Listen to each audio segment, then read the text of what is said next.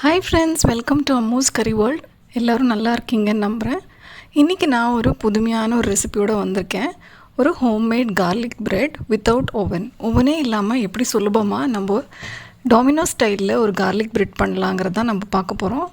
ரொம்ப ரொம்ப சுவையான, எல்லாருக்கும் பிடிக்கக்கூடிய ஒரு ரெசிபி இது. வாங்க நம்ம வீடியோக்குள்ளே போகலாம்.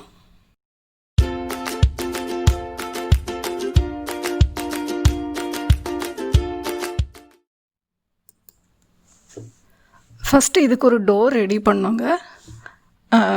அதுக்கு தேவையான பொருட்கள் என்னென்னு நான் காமிக்கிறேன். ஒரு பாத்திரத்தில் நான் 1.5 கப்பு மைதா எடுத்திருக்கேங்க.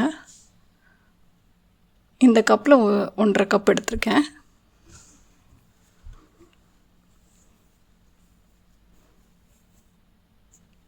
இதில் தேவையான அளவுக்கு உப்பு சேர்த்துக்கலாம்.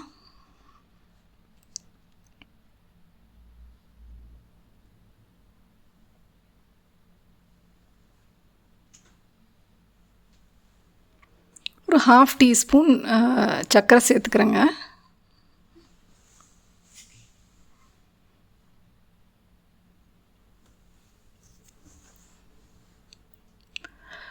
ஒரு 1/4 டீஸ்பூன் பேக்கிங் சோடா சேர்த்துக்கிறேன்.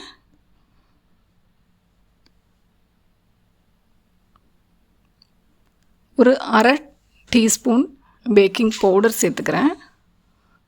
நம்ம இதில் ஈஸ்ட் எதுவும் சேர்க்க போகிறது இல்லை. ஸோ அதனால் நம்ம வெறும் பேக்கிங் பவுடரும் பேக்கிங் சோடா மாத்திரம் சேர்க்க போகிறோம். இதோடையே நான் கொஞ்சம் இட்டாலியன் சீசனிங் சேர்க்குறேங்க. உங்கள்கிட்ட இட்டாலியன் சீசனிங் இருந்ததுன்னா அதை சேர்த்துக்கோங்க. இல்லை நீங்கள் பிஸா வாங்கும் போது உங்களுக்கு oregano சாஷேஸ் கிடைக்கும். அது இருந்ததுன்னா, இல்லை oregano உங்கள்கிட்ட ரெடிமேடாக இருந்துச்சுன்னா நீங்கள் அதை கூட சேர்த்துக்கலாம். நான் இன்றைக்கி இட்டாலியன் சீசனிங் தான் சேர்க்க போகிறேன். அது 1 டீஸ்பூன் சேர்த்துக்கிறேன்.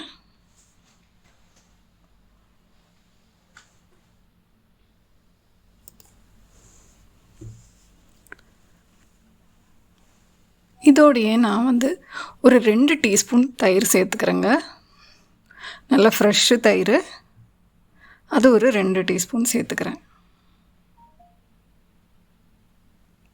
ஏன்னா நம்ம baking soda and baking powder add பண்ணியிருக்கோம், ஈஸ்ட் எதுவுமே ஆட் பண்ணல. ஸோ அந்த பேக்கிங் சோடாவோட ரியாக்ட் பண்ணுறதுக்கு, நம்மளோட டோ நல்ல ஃப்ளஃபியாக பொங்கி வர்றதுக்கு இந்த தயிர் பேக்கிங் சோடாவோட ரியாக்ட் ஆகி நம்ம மாவை நல்லா பொங்க வைக்கும். அதுக்கு தான் நான் தயிர் 2 டீஸ்பூன் ஆட் பண்ணுறேன். ஸோ இதை நம்ம ஃபஸ்ட்டு நல்லா பிசைஞ்சிக்கலாம்.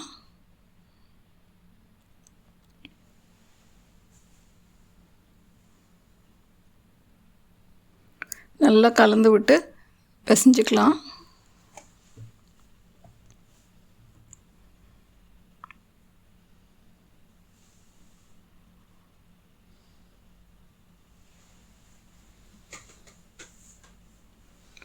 இப்போ இந்த டோவை நம்ம பிசையறதுக்கு தண்ணி யூஸ் பண்ண போகிறது இல்லை. நம்ம ஃப்ரெஷ் மில்க் தான் யூஸ் பண்ண போகிறேன். அதனால் நான் ஒரு 1/2 கிளாஸ் ஃப்ரெஷ் மில்க்கை நல்லா கொதிக்க வச்சு ஆற வச்சு ரூம் டெம்பரேச்சருக்கு கொண்டு வந்திருக்கேன். இந்த பாலை தான் நம்ம போட்டு மிக்ஸ் பண்ண போகிறோம். ஸோ இதை கொஞ்சம் கொஞ்சமாக போட்டு நம்ம மிக்ஸ் பண்ணி எடுத்துக்கலாம்.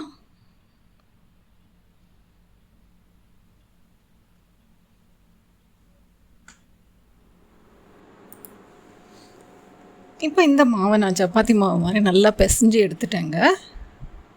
நல்ல ஒரு சாஃப்ட் டோவாக வந்திருக்கு. இதில் இப்போ நான் 1 டேபிள் ஸ்பூன் எண்ணெய் ஊற்றி நல்லா பிசைஞ்சிக்கிறேன். நான் இப்போது ஆலிவ் ஆயில் தான் யூஸ் பண்ணுறேன். நீங்கள் என்ன ஆயில் வேணால் வச்சு யூஸ் பண்ணிக்கலாம். இதை இப்போ நம்ம நல்லா அதுக்கு மேலே நல்லா பரட்டி வச்சுட்டு ஒரு 1 hour இதை மூடி வச்சுட்டு ரெஸ்ட் பண்ண வைக்க போகிறோம். ஸோ தட் நம்மளோட மாவு நல்லா பொங்கி வரணும், அதுக்காக. ஸோ இதை நான் மூடி வச்சு நான் ஒரு 1 hour அப்படியே விட்டுறேங்க. நம்ம மாவு ரெடியாக வரத்துக்குள்ளே நம்ம அதுக்கு வேண்டிய அதர் இன்க்ரீடியன்ட்ஸ் என்னன்னெலாம் பார்த்துடலாம். அதை நம்ம ரெடி பண்ணி வச்சிடலாம். ஃபஸ்ட்டு இதுக்கு வேண்டிய நம்ம கார்லிக் பட்டர் ரெடி பண்ணிடலாம். ஸோ இதுக்காக நான் 2 டேபிள் ஸ்பூன் பட்டர் எடுத்திருக்கேன். சால்ட்டட் ஆர் அன்சால்ட்டட் எது வேணால் நீங்கள் எடுத்துக்கோங்க. அதை நான் ரூம் டெம்பரேச்சருக்கு கொண்டு வந்துட்டு நல்லா மிக்ஸ் பண்ணி வச்சுருக்கேன். இதோடையே நான் வந்து ஒரு 6 பல்லு பூண்டை நல்லா க்ரஷ் பண்ணி எடுத்திருக்கேன். ஸோ அதை இதோட நான் சேர்த்துக்கிறேன்.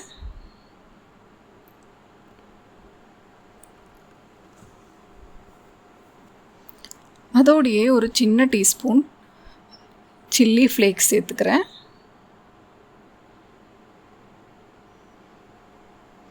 கொஞ்சமாக கொத்தமல்லி ஆட் பண்ணிக்கிறேன். இதை இப்போ நம்ம நல்லா மிக்ஸ் பண்ணிக்கலாம்.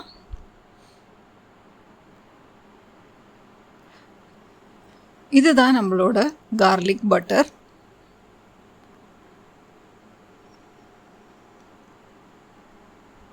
ஸோ இதை நம்ம நல்லா மிக்ஸ் பண்ணி ரெடியாக எடுத்து வச்சுக்கலாம்.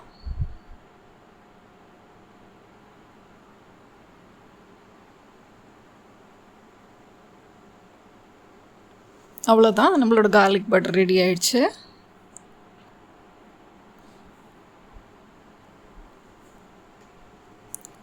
அடுத்தது நான் கொஞ்சமாக கார்ன், நான் ஃப்ரோசன் கார்ன் தான் எடுத்திருக்கேன். நீங்கள் ஃப்ரெஷ் கார்ன் இருந்ததுன்னா எடுத்துக்கோங்க. ஸோ அதை நான் வந்து வேக வச்சு எடுத்திருக்கேன்.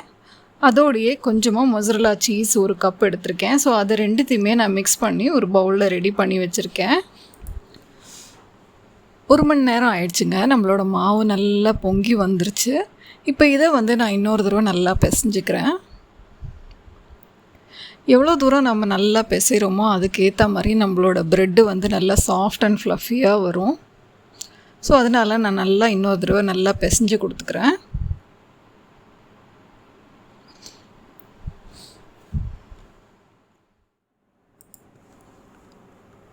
இப்போ நான் கொஞ்சமாக மைதா மாவு டஸ்ட் பண்ணிவிட்டு இதை ஒரு சப்பாத்தி ஷேப்பில் நான் வந்து இதை பருத்தி எடுத்துக்க போகிறேன். அதாவது ஒரு ரவுண்ட் ஷேப்பில். ஸோ நான் அதை உங்களுக்கு செஞ்சு காமிக்கிறேன். இப்போ அது ஒரு ரவுண்ட் ஷேப்பில் சப்பாத்தி மாதிரி பருத்தி எடுத்துக்கிட்டேங்க. இந்த திக்னஸ்க்கு வச்சுக்கோங்க. ரொம்ப திக்காகவும் இருக்கக்கூடாது, ரொம்ப தின்னாகவும் இருக்கக்கூடாது. ஸோ இந்த திக்னஸ் மெயின்டைன் பண்ணிக்கலாம்.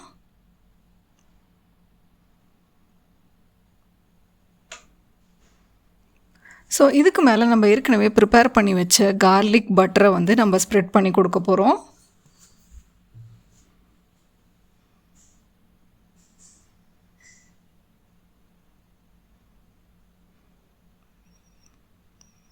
ஸோ இதை ஃபுல்லாக கவர் ஆகிற மாதிரி நம்ம ஸ்ப்ரெட் பண்ணி கொடுத்துக்கலாம்.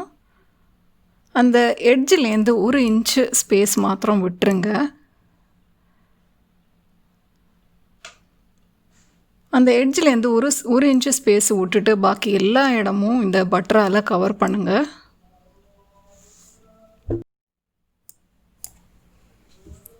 இப்போ நான் ஃபுல்லாக பட்டரால் ஸ்ப்ரெட் பண்ணிட்டேன். அந்த 1 இன்ச்சு ஸ்பேஸ் மாத்திரம் நான் எண்டில் கொடுத்துட்டேன்.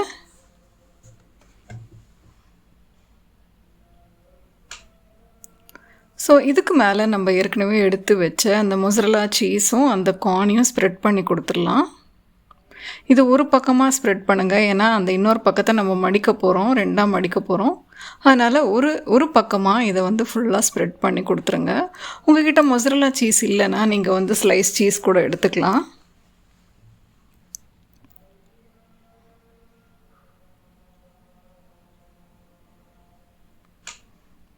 இதை 2ஆக மடிக்க போகிறனால நம்ம ஒரு எண்டில் மாத்திரம் இதை வந்து ஸ்ப்ரெட் பண்ணி கொடுத்துக்கலாம்.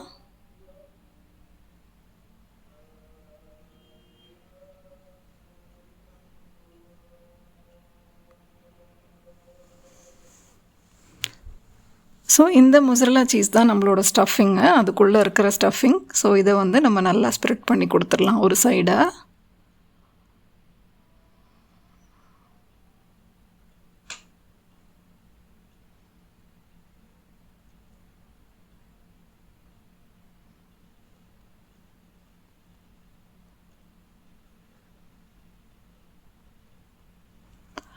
உங்கள்கிட்ட மொசரல்லா சீஸ் இல்லைன்னா சீஸ் ஸ்ப்ரெட்டு இல்லைன்னா ஸ்லைஸ் சீஸ் கூட எடுத்துக்கலாங்க.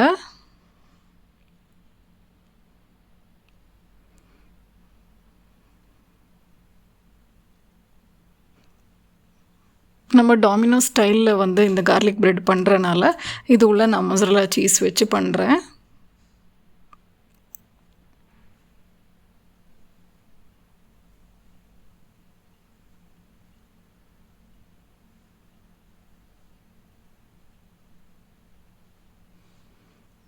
ஸோ இந்த சீஸை வந்து ஃபுல்லாக ஸ்ப்ரெட் பண்ணி கொடுத்துட்டேன்.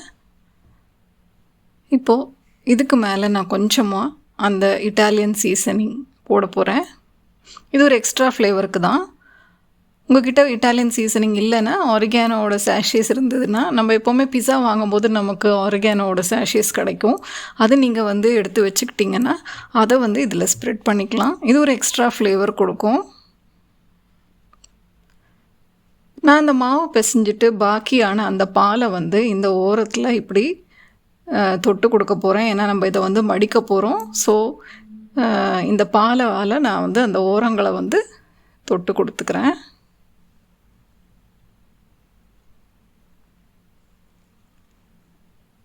ஏன்னா நம்மளோட ஸ்டஃபிங் வெளியில் வரக்கூடாது.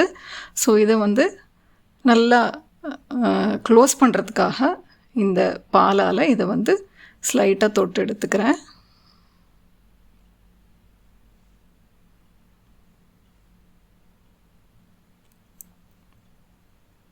ஜஸ்ட் அந்த ஓரங்களை வந்து நீங்கள் அந்த பாலால் ஜஸ்ட்டு தொட்டு நினச்சா போதும். இப்போ இதை வந்து நான் மடித்து அதை வந்து அந்த ஓரங்களை வந்து நான் வந்து க்ளோஸ் பண்ண போகிறேன். ஸோ அந்த ஓரங்களை வந்து நம்ம ஒரு ஃபிங்கரால் நம்ம வந்து அப்படியே ப்ரெஸ் பண்ணி கொடுத்துக்கலாம். ஸோ தட் அந்த ஸ்டஃபிங் வந்து வெளியில் வராமல் இருக்கும். ஸோ இந்த மாதிரி நம்ம விரலால் நம்ம இந்த மாதிரி ப்ரெஸ் பண்ணி கொடுத்துக்கலாம்.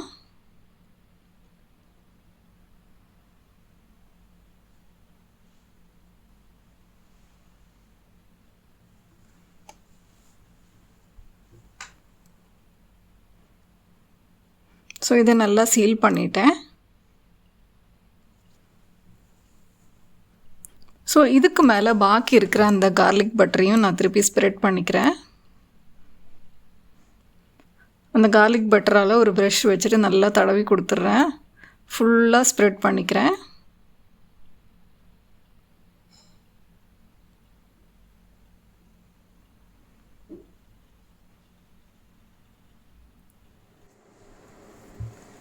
இப்போ இதை கார்லிக் பட்டரால் ஃபுல்லாக நான் ஸ்ப்ரெட் பண்ணி கொடுத்துட்டேங்க. அந்த ஓரங்கள்லாம் கூட நான் வந்து கார்லிக் பட்டரால் நல்லா ஸ்ப்ரெட் பண்ணி கொடுத்துட்டேன். இப்போ இதை வந்து ஒரு க்ரீஸ்டு பிளேட்டில் நான் எடுத்து வைக்க போகிறேன். உங்கள்கிட்ட ட்ரே இருந்துச்சுன்னா ட்ரே கூட எடுத்துக்கலாம். இல்லை இந்த மாதிரி எவர் சில்வர் தட்டு இருந்தால் கூட அதில் நீங்கள் பட்டர் தடவி க்ரீஸ் பண்ணி ரெடியாக வச்சுக்கோங்க. ஸோ அந்த பிளேட்டில் தான் நான் இதை வந்து எடுத்து வைக்க போகிறேன்.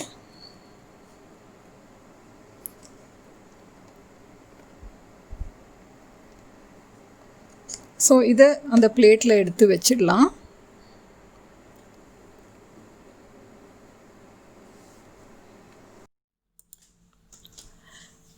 இப்போ அந்த கார்லிக் பிரெட் மேலே நான் கொஞ்சமாக கொத்தமல்லியும் சில்லி ஃப்ளேக்ஸும் நான் தூவி கொடுத்துருக்கேன்.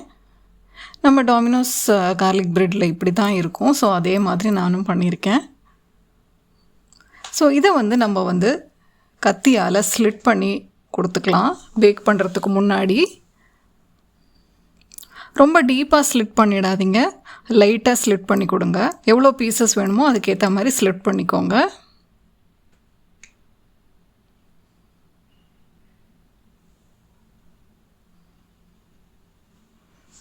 ஸோ இந்த மாதிரி ஒரு லைட் ஸ்லிட் பண்ணி கொடுத்துருங்க.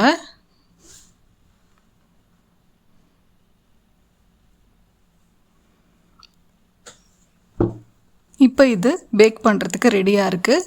ஸோ எப்படி பேக் பண்ணலாம் அப்படிங்கிறத பார்க்கலாம். இப்போ நான் ஒரு கடாயில் 1.5 கப்பு டேபிள் சால்ட் போட்டு வச்சுருக்கேங்க. பாருங்கள், இந்த மாதிரி ஸ்ப்ரெட் பண்ணி வச்சுருக்கேன். ஒரு பேனில் அதை 10 நிமிஷமாக நான் வந்து ப்ரீ ஹீட் பண்ணி வச்சுருக்கேன். ஸோ இந்த உப்பு இப்போ ரொம்ப ஹாட்டாக இருக்குது. ஸோ இதில் தான் நம்ம வந்து பேக் பண்ண போகிறோம். இப்போ ஸ்டவ்வை நான் சிம் பண்ணிட்டேன். ஸோ இதுக்கு மேலே நம்ம வந்து ஒரு ஸ்டாண்டு வச்சு கொடுத்துடலாம்.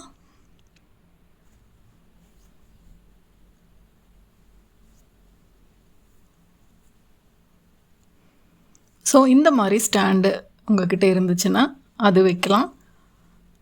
இல்லைன்னா இந்த மாதிரி ஸ்டாண்டு கூட வைக்கலாம். என்ன மாதிரி ஸ்டாண்டு உங்கள் வீட்டில் இருக்கோ அதே அந்த ஸ்டாண்டையே வைங்க. ஸோ இந்த உப்புக்கு மேலே இந்த ஸ்டாண்டை இந்த மாதிரி வச்சிடலாம்.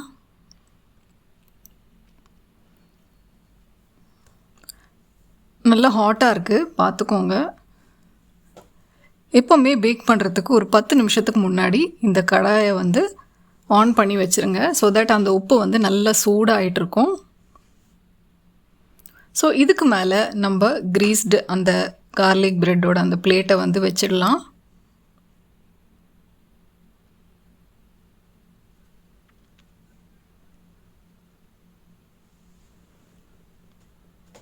ஸோ இதை வந்து நம்ம ஒரு 25 மினிட்ஸ்க்கு மீடியம் ஃப்ளேமில் பேக் பண்ண போகிறோம். ஸோ இதை வந்து நான் ஒரு லிட்டால் மூடி வச்சு ஒரு மீடியம் ஃப்ளேமில் 25 மினிட்ஸ்க்கு பேக் பண்ணிவிட்டு அதுக்கப்புறம் நான் உங்களுக்கு காமிக்கிறேன்.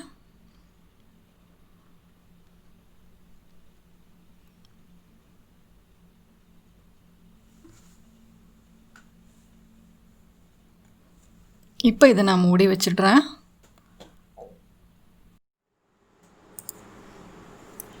பத்து நிமிஷம் ஆயிடுச்சு. நம்மளோட கார்லிக் ப்ரெட் பேக் ஆகிட்டுருக்கு. ரொம்ப அழகான பியூட்டிஃபுல் கலராக மாறிக்கிட்டு இருக்கு. லைட் ப்ரௌனாக டேர்ன் ஆகிட்டுருக்கு. இன்னும் 25 மினிட்ஸ் ஆயிடுச்சு ஃப்ரெண்ட்ஸ். நம்ம இப்போ திறந்து பார்க்கலாம். பாருங்கள், நம்மளோட அருமையான கார்லிக் ப்ரெட் ரெடி ஆகிடுச்சு. நல்லா ஃப்ளஃபியாக நல்லா சாஃப்டாக வந்திருக்கு. கலரும் நல்லா மாறி வந்திருக்கு. இதை ஒரு சர்விங் பிளேட்டுக்கு மாற்றிட்டு நான் உங்களுக்கு காமிக்கிறேன். நல்ல ஒரு ஸ்மெல் வருதுங்க.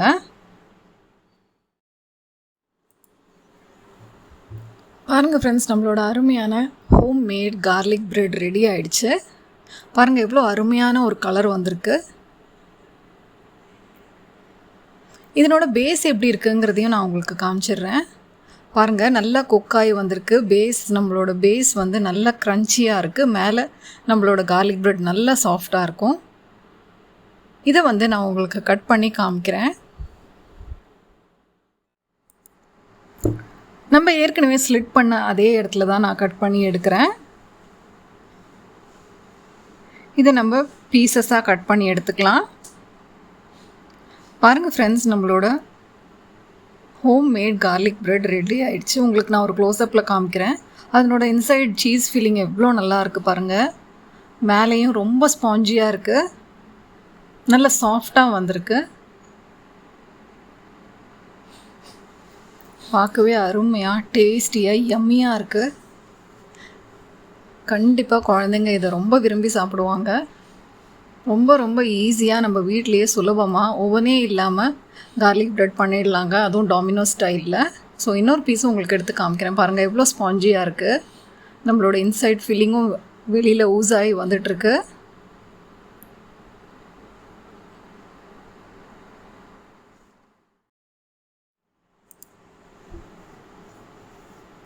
அவ்வளோதான் ஃப்ரெண்ட்ஸ், நம்மளோட அருமையான home made garlic bread ready ஆகிடுச்சு.